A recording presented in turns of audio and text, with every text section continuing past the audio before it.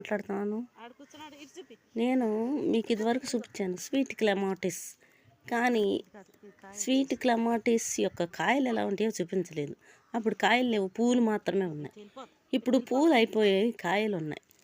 కాయ అచ్చం ములక్కాయలా ఉంది, కానీ దాని కాలం కూడా పూర్తయి కాయ విచ్చుకుంది, రెండుగా చీలిపోయిందనమాట. చీలిపోయినప్పుడు నేను ఒకటి చూశాను. చిన్నప్పుడు మేము నా ముందే దారపోగుల్లాగా ఉన్నది, అడుగున గింజ ఉన్నది ఎగురుతూ ఉంటే చూసి ఆడుకునేదాన్ని.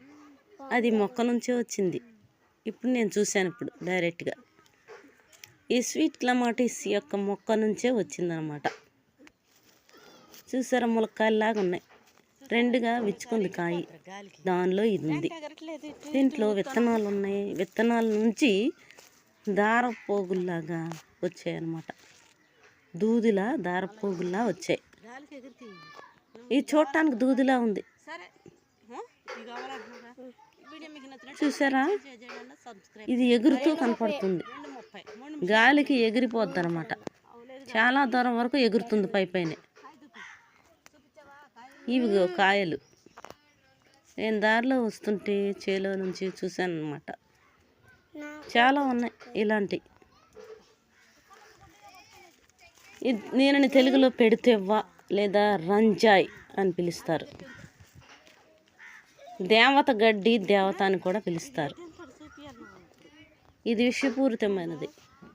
దీనిని జంతువులు తినకూడదు, మానవులు కూడా తినకూడదు.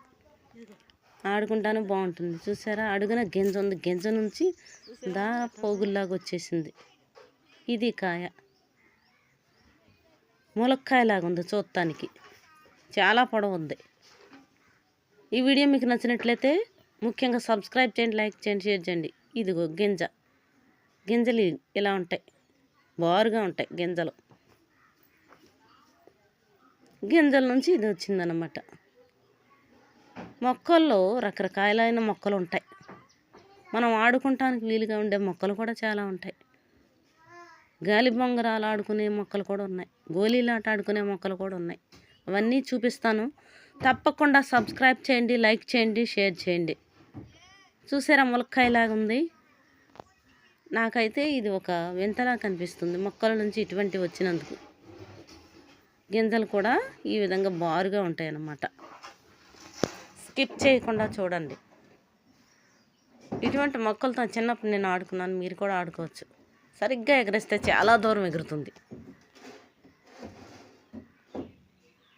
Bye everyone, please subscribe my channel.